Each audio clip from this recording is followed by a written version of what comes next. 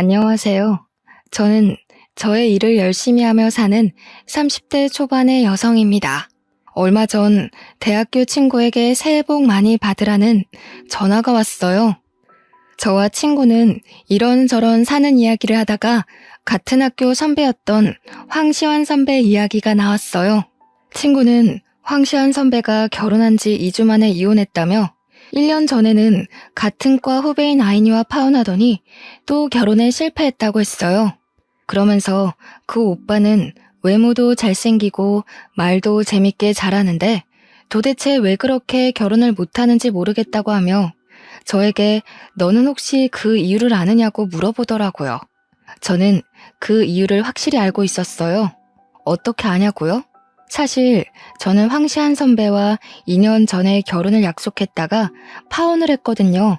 제가 왜 파혼을 하게 되었는지 그 이야기를 듣게 되면 여러분들도 저와 아이니 그리고 최근에 이혼한 분의 선택을 충분히 이해하실 수 있으리라 장담합니다.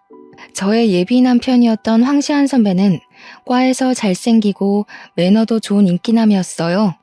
저는 그런 예비 남편에게 한눈에 반했고 우리는 연애를 시작했어요.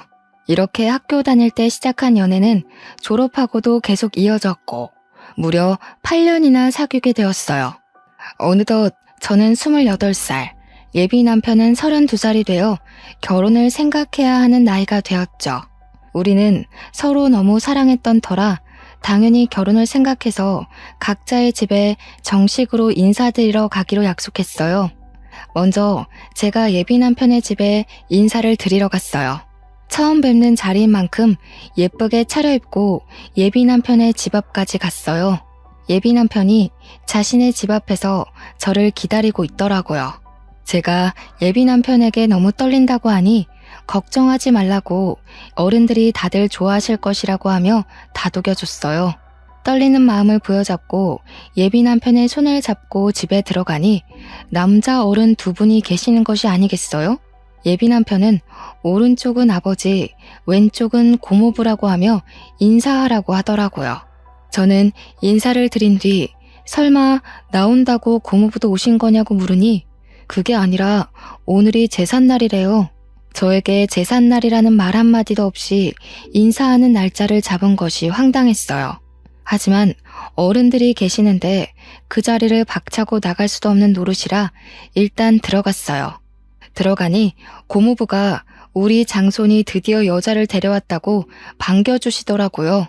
인사를 드린 후 거실에 앉아 있는데 큰 방에서 할머니께서 나오셨어요. 예비 남편은 같이 사시는 친할머니라고 말하더군요. 저의 예비 남편은 장손이자 귀한 외동아들이고 친할머니, 저에게는 시할머니를 모시고 살고 있었어요. 제가 예비 남편에게 어머니는 어디 계시느냐고 물으니 부엌에 계신다고 했어요. 인사를 드리러 예비 남편을 따라 부엌에 가니 제사상에 올릴 음식들이 식탁에 올려져 있었고 예비 시어머니는 제기들을 마른 수건으로 닦고 계시느라 정신이 하나도 없어 보이셨어요. 저는 처음 보는 제기들이 신기했어요. 사실 저희 부모님은 제가 태어나기 전부터 교회에 다니셔서 제기들을 TV나 책으로만 봤지 실제로 본 것은 처음이었거든요. 어머니는 이리저리 두리번거리는 저를 보며 미소를 지으시더니 다가와 네가 현정이냐며 시완이에게 이야기 많이 들었다고 하시며 반가워하셨어요. 그러시며 미안한데 오늘은 제사라서 바쁘니 일단 조금 도와달라고 하시며 앞치마를 저에게 주셨어요. 처음 뵙는다고 정장까지 입고 왔는데 보자마자 앞치마를 주시니 너무 황당했어요. 하지만 앞으로 시어머니가 되실 수도 있는 분이니 저는 그냥 아무 소리 않고 앞치마를 받았어요. 그렇게 저는 예비시댁에 처음으로 간 지 30분 만에 앞치마를 맸어요. 그리고 불편한 정장을 입고 부엌 바닥에 앉아 전을 부쳤죠. 예비 남편도 제 옆에 앉아 같이 전을 부치려고 했어요. 그런데 그 모습을 본 할머니가 부엌으로 바로 오시더라고요. 시완아, 남자는 부엌에 들어가는 것 아니다. 어서 나와. 불성사납게 이게 뭐 하는 짓이냐? 할머니, 그래도 현정이 처음 왔는데 힘들잖아. 좀 내가 도와야지. 안 그래요? 예끼? 그러면 못 써. 우리 집에 대를 이을 하나뿐인 귀한 장남이 이런 일하면 못 쓴다. 어서 거실로 가서 앉아 있어. 할머니는 예비 남편의 손을 끌고 거실에 앉혔어요. 예비 남편은 거실에 앉아 고모부와 술을 마시며 희희낙낙하고 놀더라고요. 저는 이런 상황이 황당했지만 그래도 원래 제가 음식하는 것을 좋아하기도 했고 TV에서만 보던 제사를 처음 겪어보니 신기하기도 해서 그냥 오늘만 봉사한다는 생각으로 음식을 장만했어요. 저녁 7시 정도가 되자 제사를 이제 해야겠다며 고모부와 시아버지가 거실에 병풍을 펼치시고 예비 남편은 큰 상을 가져왔어요. 어머니는 부엌에서 제기 위에 대추와 사과를 조심스럽게 올리셨어요. 그러면서 저에게 들고 거실로 가서 제사상 위에 올리라고 하셨어요. 저는 어머니께서 주신 쟁반을 그대로 들고 가서 밥상에 반찬 올리듯이 아무 곳에나 음식을 두었어요. 너는 홍동백서도 모르니? 대추는 왼쪽에, 사과는 오른쪽에 두어야 할 것이 아니니? 할머니는 제게 음식을 잘못 올렸다고 다그치셨어요. 그런데 제사상 자체를 처음 보는 제가 이런 걸 알 리가 있나요? 저는 그저 이 상황들이 당황스러워 얼굴이 빨개져서 눈만 끔뻑거리고 있었어요. 할머니, 그거는 아직 저도 헷갈려요. 현정이가 그런 거 어떻게 알겠어요? 너무 뭐라 그러지 말아요. 이 녀석, 벌써 이러면 아주 우리가 시집살이라도 시키면 난리칠 녀석일세. 할머니가 한 소리 하실 수도 있지. 그거로 그러니? 할머니가 현정이를 잡아먹기라도 하신다니? 시아버지가 농담식으로 말씀하셨지만 사실 기분이 그다지 좋지는 않더라고요. 할머니의 진두지휘하에 제사상 위에 음식들이 다 차려지고 제사가 시작되었어요. 제가 예비 남편의 옆에 서기 위해 앞쪽으로 가자 어머니는 제 팔을 잡고 부엌으로 가셨어요. 어머니는 여자들은 절할 때 부엌에 빠져 있다가 음식이 빠질 때 재빨리 음식을 나르고 저녁상을 펴야 한다고 하더라고요. 사실 저는 절을 굳이 안 해도 상관은 없었지만 그래도 음식은 어머니와 제가 다 했는데 정작 우리는 제사에 참여도 하지 못하고 부엌에 있으라고 하니 뭔가 재주는 곰이 부리고 돈은 주인이 받아가는 그런 묘한 기분이더라고요. 그래도 저는 제사를 한 번도 지내본 적이 없기에 원래 제사는 남자들만 하나보다 생각했어요. 시아버지와 고모부, 예비 남편이 진지한 표정으로 절을 하고 향 위에서 술잔을 돌리는데 저는 그저 신기했어요. 그렇게 제사가 마쳐지고 어머니는 간단히 제사상을 정리한 후 큰 상 하나, 작은 상 하나를 차리셨어요. 그러고는 큰 상에는 수저를 4개와 반찬을 푸짐하게 두시고 작은 상에는 수저 2개와 약간의 반찬을 두셨어요. 고모부, 시아버지, 예비 남편, 그리고 시할머니는 큰 상에 자리를 잡으셨어요. 저도 예비 남편 옆에 앉으려고 하니 어머니께서 제게 잠깐만 부엌으로 와보라고 하시더라고요. 네가 잘 모르나 본데 제사 마치면 너와 나는 저 작은 상에서 먹는 거란다. 큰 상은 남자와 집안 어른들만 드시고 작은 상은 며느리들이 먹는 거야. 알겠지? 네 바빠서 같이 먹자꾸나. 어머니는 당연하다는 듯이 작은 상으로 가셨어요. 저는 이 상황이 이해가 되지 않더라고요. 우리 집은 남자와 여자는 평등해야 한다고 항상 교육하셨어요. 그래서 아빠와 엄마 그리고 제가 설거지도 항상 돌아가면서 했고요.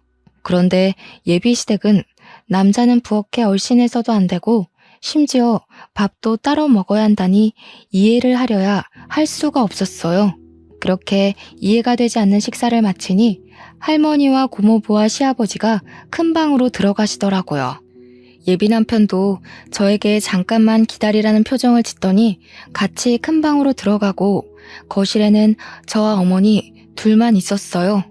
어머니는 부엌에서 쟁반을 들고 와 모두가 드신 식기를 정리하시기 시작했어요. 어머니께서 거실에서 일하고 계시는데 가만히 있기도 뭐하고 해서 어머니를 도와 상을 치우고 정리했어요. 부엌에가니 제기들이 쌓여 있었고 싱크대에는 설거짓거리들이 한가득 쌓여 있더라고요. 어머니는 처음엔 저에게 제기 정리 좀 해달라고 하셨어요. 제기를 처음 본 제가 제기를 어떻게 정리해야 하는지 알 턱이 있나요? 모른다고 하니 어머니가 제기를 정리하시기 시작하셨고 저는 설거지를 했어요. 그렇게 1시간 정도 지나 부엌 정리가 끝났어요. 제가 설거지를 다 하고 고무장갑을 벗자마자 큰 방에서 예비 남편이 나오더라고요. 다 했어? 설거지할 거 많았을 텐데 고생했네. 벌써 밤 10시인데 이제 집에 가야 하지? 근데 어쩌지? 아까 나 고모부랑 술 먹어서 운전은 못 해줄 것 같은데 혼자 갈 수 있겠어? 예비 남편은 제가 설거지를 할 동안 방에서 고모부와 아까 못다 마신 술을 더 마셨더라고요. 술에 취해 해롱해롱한 예비 남편과는 오늘 그 어떤 이야기도 할 수 없겠다 싶어 어른들께 인사를 드리고 혼자 버스를 타고 집에 왔어요. 집에 도착하니 밤 11시였어요. 예비 시댁에 인사드리러 간다고 오전부터 나가서는 완전 파김치가 되어 밤늦게 온 저를 본 엄마는 깜짝 놀라서 무슨 일 있었냐고 물으셨어요. 저는 엄마에게 오늘이 제삿날이라서 시어머니와 제사 준비도 하고 제사도 지내고 뒷정리까지 하고 왔다고 말씀드렸어요. 또한 예비 남편이 장손에다 외아들이고 시할머니와 함께 살고 있다는 사실도 이야기했죠. 엄마는 제삿날에 인사하러 오라고 말한 것도 기가 막힐 노릇인데 남의 집 귀한 딸을 제사 준비까지 시키고 뒷정리까지 시키냐며 화를 내셨어요. 당장 예비 남편에게 전화해서 따진다는 것을 예비 남편이 지금 술 먹어서 말해도 소용없다고 하며 겨우 말렸네요. 엄마는 한창 화를 내시다가 저와 예비 남편이 결혼하는 것은 진지하게 다시 생각을 해봐야겠다고 하시고는 주무시러 들어가셨어요. 엄마는 화를 많이 내셨지만 저는 그래도 예비 남편이 좋았어요.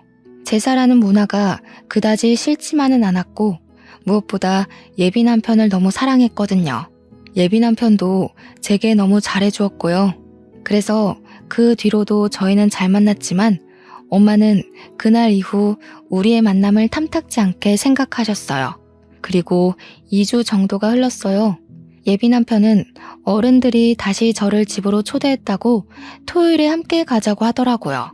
저는 저번에 인사드리러 갔을 때 제삿날이라 많은 이야기를 나누지 못해서 다시 초대하셨다고 생각하며 그날 당연히 가겠다고 했어요.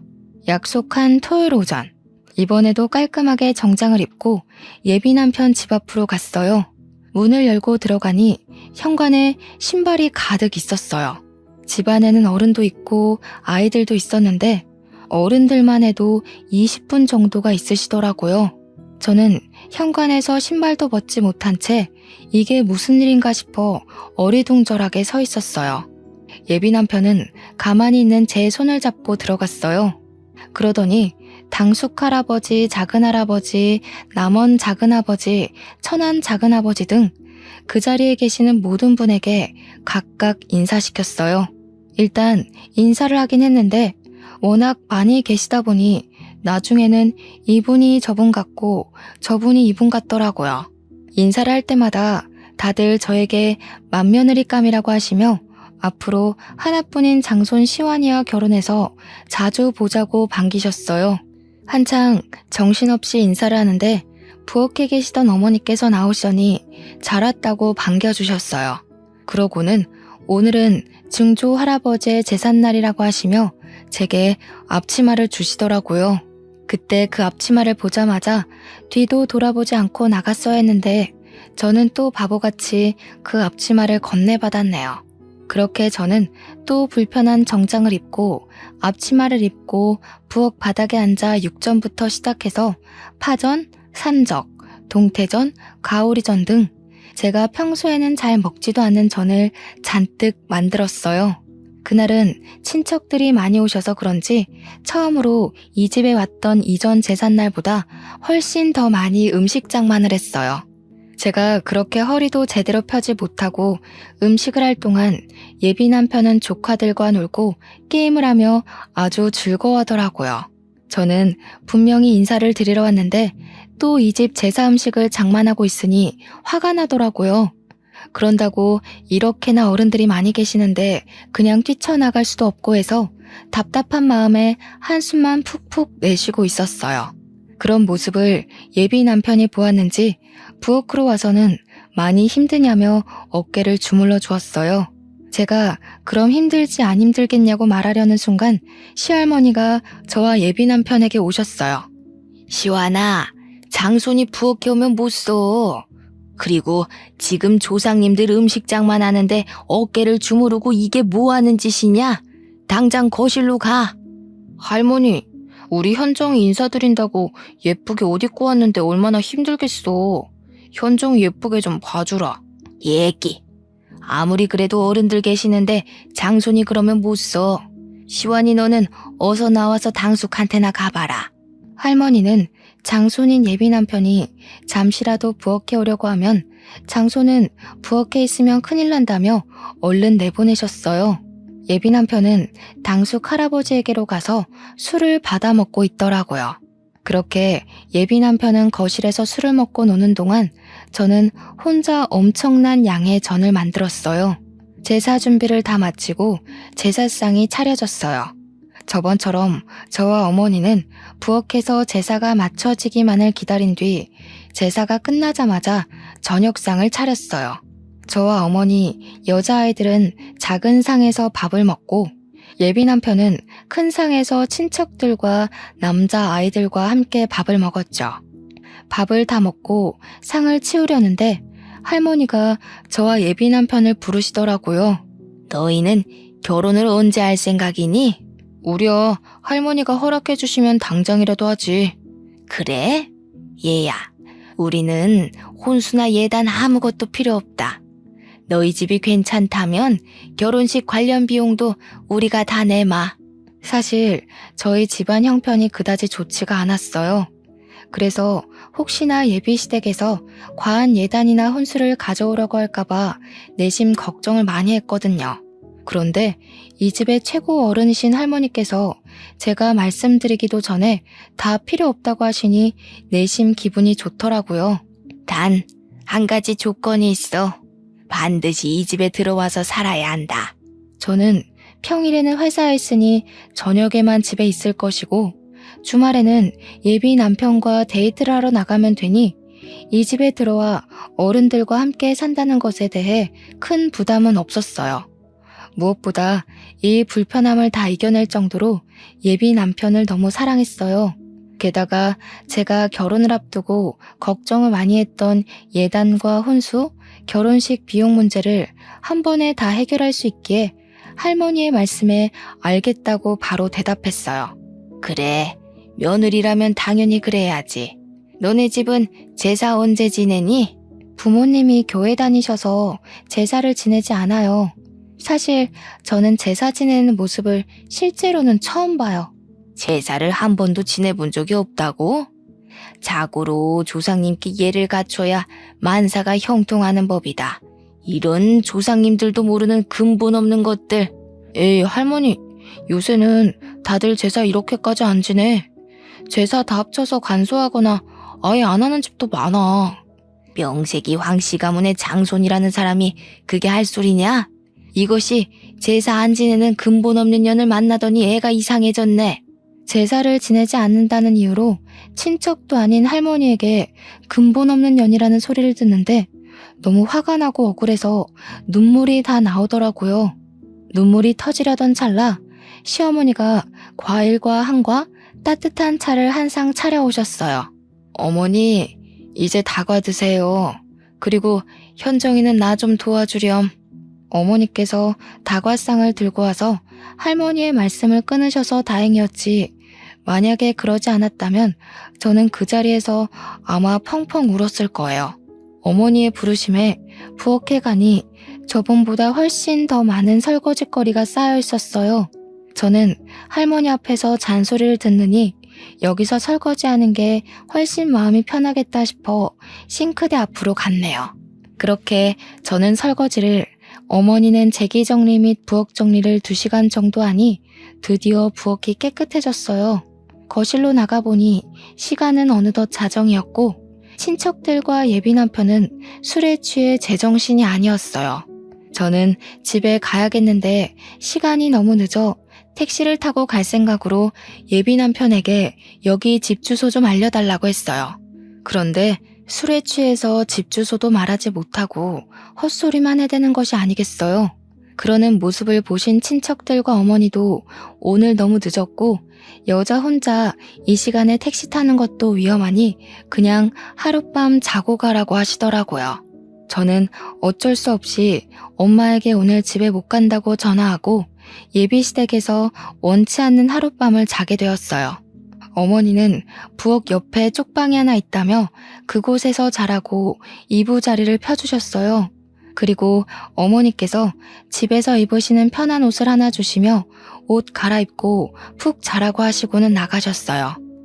혼자 방에서 편한 옷으로 갈아입고 누워있는데 거실은 시끄럽고 장소는 세상 불편한 예비시댁이다 보니 잠이 쉽게 들지 않더라고요. 결국 저는 모든 친척이 다 술을 마시고 코 고는 소리가 들릴 때까지 뒤척이다가 겨우 잠이 들었어요. 이제 잠이 들었다 싶었는데 어머니가 제가 자고 있던 방에 들어오셨어요. 잠깐 나와 보라고 하시더라고요. 나와서 시계를 보니 새벽 5시였어요. 얘야, 우리 집은 며느리들이 새벽 5시에 일어나 음식을 준비하고 새벽 6시에 다들 밥을 먹는단다.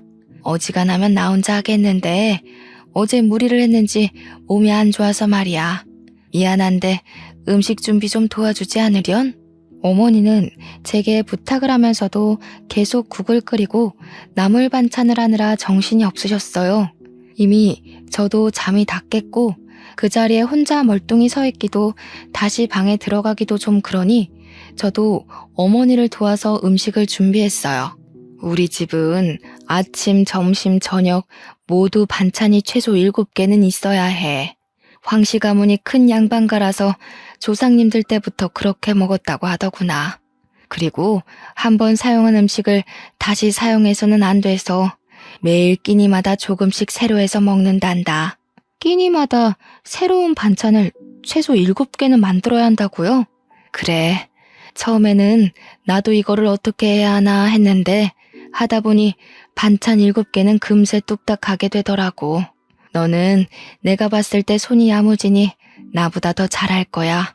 어머니는 이미 저를 며느리로 생각하셨는지 제게 음식에 대해서 하나하나 알려주셨어요. 저는 일단 말씀을 하시니 듣기는 듣는데 슬슬 제가 이 집에 들어와 사는 것이 걱정되더라고요. 사실 전 아침잠이 정말 많아요. 회사도 7시에 겨우 눈을 뜨고 나가는데 새벽 5시에 일어난다는 것은 상상도 할 수 없었어요. 게다가 이 집안의 아들들, 장손은 다 잠을 자고 이 집안의 핏줄이 전혀 섞이지 않은 어머니와 저만 황씨 집안 사람들을 위해 요리를 한다는 것이 썩 내키지는 않더라고요. 어머니께는 죄송하지만 어머니와 저의 모습이 황씨 집안을 위해 일하는 노비처럼 보였어요. 제가 이런 생각을 하는 동안에도 어머니는 쉴 새 없이 부엌 여기저기를 다니셨고 반찬이 7개나 있고 국이 있는 멋진 한 상을 뚝딱 차리셨어요. 어머니가 식사하시라고 말씀하시자 그제야 누워있던 친척들이 일어났어요. 다들 머리는 부스스하고 눈도 제대로 뜨지 못하고 밥을 먹더라고요. 저는 자리를 잡고 밥을 먹으려는데 어머니는 여전히 부엌에서 일하고 계시더라고요. 어머니, 식사 안 하세요? 밥 퍼드릴까요? 나는 원래 아침을 안 먹어. 아침에는 입맛이 없기도 하고 할머니께서 식사 끝나면 꼭 숭늉과 과일을 찾으셔서 준비해야 해. 나는 숭늉을 끓일 테니 너는 가서 밥 먹으렴. 어머니는 그 많은 음식을 다 준비하셨지만 제대로 드시지도 못하고 할머니의 후식을 준비하고 계셨어요. 그러는 어머니를 챙기는 사람은 이 집안에 아무도 없었어요. 예비 남편도 아버지도 그저 자신의 밤새 줄인 배를 채우는 데만 급급했죠. 그 모습을 보는데 이건 정말 아니다 싶었어요. 결혼 전에 예단과 혼수를 준비 안 해도 된다고 해서 한시름 났는데 결혼 후에는 예단과 혼수 문제보다 더 크고 말도 안 되는 문제들이 가득 쌓여 있었죠. 아침 식사와 정리를 마치고 예비 남편에게 얼른 집에 가자고 했어요. 집에 갈 준비를 하고 있는데 할머니가 저에게 앉아보라고 하시더라고요. 그러면서 황씨 가문은 옛날에 이렇고 저렇고 하시며 집안 조상님에 관해서 얘기하셨어요. 솔직히 귀에 하나도 들어오지는 않았지만 그냥 앉아서 네네 하면서 형식적인 대답만 이어갔어요. 그래서 말이다. 우리 집은 이렇게 엄청난 집안이라 명절을 가장 중요하게 생각한단다. 그래서 우리 집 며느리들은 명절 때 조상님들을 모시고 친척들을 챙겨야 덕을 쌓을 수 있어서 친정에 못 간다. 알았지? 그 말씀은 설날, 추석 연휴 내내 시댁에 있어야 한다는 말씀인가요? 그래. 요새 젊은 것들은 시댁에는 설날에, 추석에는 친정에 가던가 아니면 명절날 아침에 바로 친정으로 넘어간다던데. 우리 집은 그런 거 절대 용납 안 된단다. 그러면 저는 혼자여서 저희 부모님은 명절 때 두 분이서만 보내야 할 텐데요. 그 대신 명절 때 말고 명절 전주나 다음 주에 네 시어머니랑 번갈아서 친정에 한번 다녀와. 원래 옛날에는 처음에 결혼하면 3년간 시댁에 살면서 친정에 가보지도 못했다. 그래도 요새는 많이 좋아진 거야. 결혼한 지 1년도 안 된 새댁이 친정에도 가고 말이야. 저는 저를 이만큼 키워주신 것은 친정 부모님인데 그런 부모님께 명절 때 찾아가 보지도 못한다는 것이 전혀 이해가 되지 않았어요. 정말 이건 너무 아니다 싶었죠. 더 어이없는 건 예비 남편이었어요. 예비 남편은 할머니의 말에 고개만 끄덕이더라고요. 너는 이제 출가 외인이다. 결혼하면 이 시댁에 뼈를 묻고 살아야 해. 이제 친정은 있고 여기 시댁의 조상님께 충실하게 효를 행하며 살아야 한다. 그동안 저를 키워주신 친정은 있고 얼굴도 이름도 모르는 어쩌면 예비 남편 아니었으면 남남이었을 시댁의 조상님께 효를 행하며 살아야 한다니 정말 어이가 없더라고요. 그 뒤로도 할머니는 한참 동안 조상님과 며느리의 도리에 대해 설교를 하셨어요. 할머니, 이제 우리 일이 있어서 나가봐야 해. 우리 장손 오늘 일이 있었어? 그래, 어서 가봐. 너도 같이 가려무나. 참, 우리가 다음 달에도 제사가 있단다. 날짜는 장손에게 듣고 그때도 꼭 와야 한다. 할머니께서는 저에게 다음 달에도 제사가 있으니 반드시 참석하라는 말을 하시며 잘 가라고 하셨어요. 예비 남편의 차에 타서 곰곰이 생각해보니 이 모든 상황이 너무 어이없더라고요. 저는 분명히 결혼 전 인사를 드리러 왔는데 인사는커녕 제사 음식 장만하고 부엌에서 일하고 아침상 차리고 다음날 예비 시댁에서 나온다는 것이 말이나 되는 상황인가요? 우리 할머니가 좀 말이 많으시거든. 그래서 할머니 말이 더 길어질까봐 내가 적당히 둘러대고 잘랐어. 그래. 그런데 인사 와서 제사 지내고 온다는 것이 좀 그러네. 왜? 힘들어서 그래? 이거 한 번 가지고 그러면 어떡해. 우리 집은 1년에 제사가 12번, 명절 2번 해서 1년에 총 14번 제사를 지내야 하는데 앞으로 어쩌려고 그래. 이제 제사 문화에 적응해봐. 1년에 14번이나 이런 제사를 지낸다고? 그래도 네가 제사를 2번이나 와서 어른들한테 잘 보여서 그런지 친척들이 다들 너무 좋은 며느리감이라고 칭찬하시더라. 며느리감? 최고의 며느리감이래. 할머니와 친척들 모두 너를 며느리로 생각하시는 거지. 우리 집 며느리 테스트 합격한 거 축하해. 어? 며느리 테스트? 응, 며느리 테스트. 내가 이 집안의 외동아들에다 장손이라 아무 여자와 결혼 못 시킨다고 내가 여자를 데리고 오면 테스트를 한다고 하셨거든. 그래서 제삿날에 인사하러 오라고 해서 어떻게 행동을 하는지 우리 친척들과 잘 어울리는지 테스트를 한 거야. 그럼 나 통과했으니 기뻐해야 하는 거야? 그럼 현정이 너는 우리 집 며느리 테스트에 처음으로 합격한 거야. 예비 남편은 신나서 이야기하는데 저는 듣고 있자니 너무 어이도 없고 황당하더라고요. 무슨 조선시대의 세자가 결혼할 때 양반집 교수들 여럿 모아놓고 삼간택 치르면서 세자빈 뽑는 것도 아니고 남녀 평등을 외치는 이 21세기에 며느리 테스트라뇨. 아, 그리고 사극에서 보면 조선시대 때 세자빈 간택에 통과하면 별궁으로 들어가서 결혼 전까지 왕실 교육을 받잖아. 그것처럼 우리 집도 옛날부터 며느리가 될 사람에게 결혼 전에 우리 집으로 오게 해서 교육을 받게 했어. 그니까 다음 달에 제사도 꼭 참석해서 와서 어른들 모시는 것도 배우고 해야 해. 너는 제사를 한 번도 지내보지 않아서 더 많이 배워야 할 수도 있겠다. 다음 달 제사가 일요일이니까 금요일부터 우리 집에 와서 금, 토, 일 같이 생활하면서 할머니, 어머니한테 배워. 할머니도 예비 남편도 뼈대가 굵은 양반 가문의 집안이라서 며느리들은 교육을 받아야 한다며 제사 음식 장만을 도우라는데 빨리 이 집 며느리 자리에서 도망가야겠다는 생각뿐이었어요. 바로 헤어지자고 말하고 싶었지만 8년간 사귀었던 정도 있었고 전날 잠을 거의 못 자서 너무 피곤해서 일단 바로 집으로 갔어요. 집에 오니 엄마는 저번에는 시댁에 인사드리러 간다 해놓고서는 11시에 파김치가 돼서 오더니 오늘은 아예 그 집에서 잠을 자고 왔냐고 뭐라고 하시더라고요. 저는 이 결혼하지 않겠다면서 어제 제사 지낸 이야기부터 아침에 할머니께 들었던 이야기까지 모두 다 하나도 빠짐없이 말씀드렸어요. 부모님은 이게 무슨 경우냐며 지금도 이러는데 결혼하고 정식으로 그 집 며느리 되면 혼수와 예단을 하지 않았다는 핑계로 시집살이 호되게 시킬 것 같다고 하셨어요.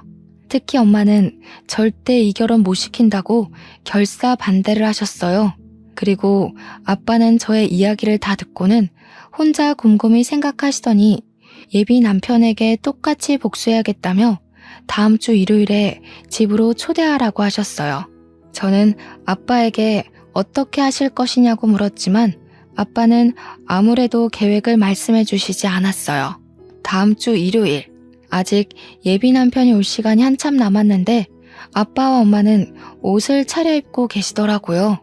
그러면서 오늘 교회 갈 건데 너와 시완이도 같이 가야 하니 옷 입고 준비하라고 하시더라고요. 사실 그동안 부모님은 일요일마다 교회에 가시긴 하지만 지금까지 한 번도 제게 같이 교회 가자는 소리를 안 하셨어요. 교회는 부모나 다른 누군가가 강요로 해서 다니는 것이 아니라며 나중에 제가 다 크고 마음에서 교회에 가고 싶은 마음이 생겼을 때 그때 다니라고 하셨죠. 물론 그런 마음이 생기지 않는다면 평생 다니지 않아도 된다고 하셨어요. 그러던 부모님이 갑자기 교회에 가자고 하니 의아하긴 했지만 그냥 부모님이 다니시는 교회를 우리에게 소개해 주시려고 그러는가 보다 싶어 저도 갈 준비를 했어요. 제가 외출 준비를 하는데 예비 남편이 집 앞에 와 있다고 전화를 하더라고요. 그래서 부모님께 말씀을 드리니 부모님은 그럼 지금 교회에 가자고 하셨어요. 예비 남편은 집에 인사를 드리러 왔는데 갑자기 부모님이 교회에 가자고 하시며 차에 태우시니 당황하더라고요. 저 근데 현정이가 교회에 다니는 줄 몰랐네요. 부모님은 다니셔도 현정이는 다니지 않는 줄 알았는데. 현정이는 안 다니고 우리만 다녀요. 현정이도 오늘 처음 가는 거요. 예비 남편은 계속 이해가 안 된다는 표정을 지었고 저 역시 아빠가 왜 이러시는지 몰라 가만히 있었어요. 저와 예비 남편은 그렇게 부모님을 따라 1시간 반 동안 같이 예배를 보고 교회 사람들과 같이 밥도 먹었어요. 그렇게 교회에서 3시간 정도 보낸 후 다시 집에 왔는데 예비 남편의 표정이 그다지 좋지 않더라고요. 그 모습을 본 부모님은 예비 남편에게 잠깐 거실에 앉아 표정이 왜 이리 좋지 않냐고 물어보셨어요. 사실 저희 집안은 대대로 불교 집안이고 교회를 그다지 좋아하지 않습니다. 그런데 일방적으로 교회를 데리고 가시니 기분이 좋지는 않습니다. 인사를 드리러 왔는데 교회를 데리고 가니 기분이 좋지 않았나? 그래, 그럴 수 있지. 그럼 자네 집에 갔던 우리 딸 기분은 어땠을 것 같은가? 무슨 말씀입니까? 우리 딸은 교회는 다니지 않았어도 기독교인 부모 만나서 제사를 한 번도 지내본 적이 없는 아이일세. 그런데 인사드리러 간 그런 딸에게 제사 준비를 2번이나 시켰다고 해서 일부러 이런 자리를 만들었네. 제 생각에는 현정이가 앞으로 저와 결혼하면 제사상을 차리고 해야 하는데 미리 우리 집의 가풍에 대해 경험해보는 것이 좋지 않을까 해서 그렇게 한 것입니다. 그래? 그럼 자네도 앞으로 현정이와 결혼할 사이니 매주 일요일 우리와 함께 교회에 가자.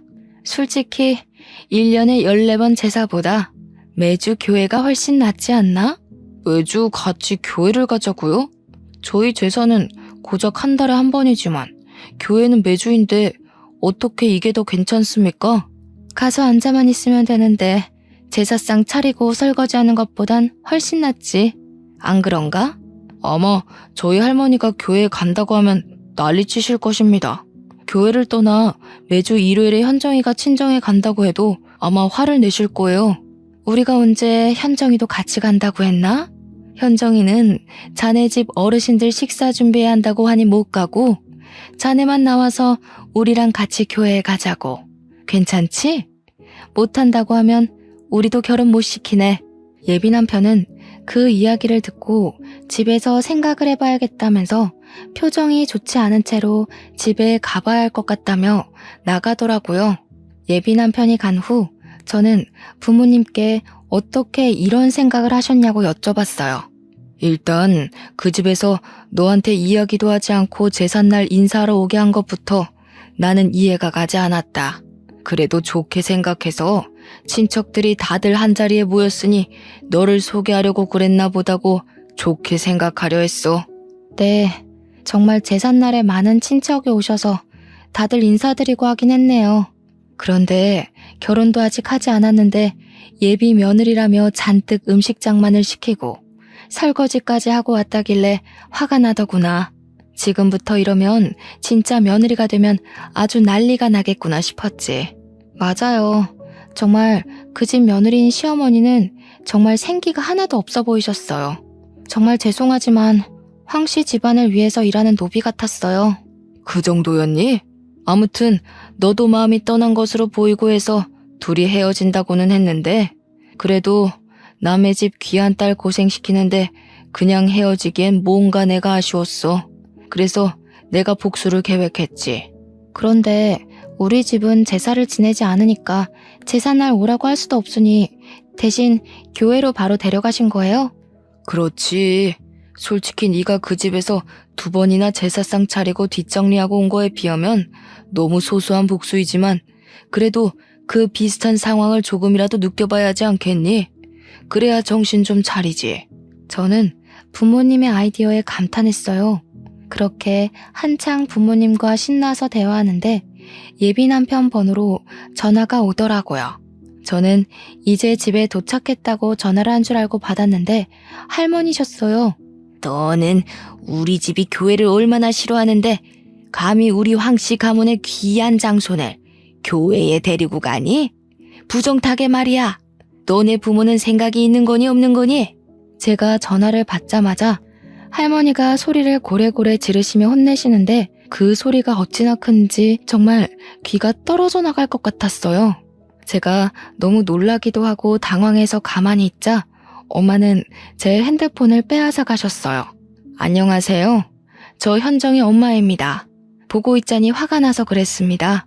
그럼 제사를 지내본 적도 없는 저희 딸이 거기에서 밤 늦게까지 제사 준비하고 치우고 한 것은 해도 되는 일입니까?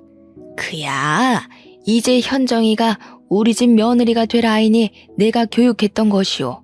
이제 우리 황씨 가문의 며느리가 될 건데 그 전에 미리 우리 가문의 풍습을 익히는 것이 잘못된 거요?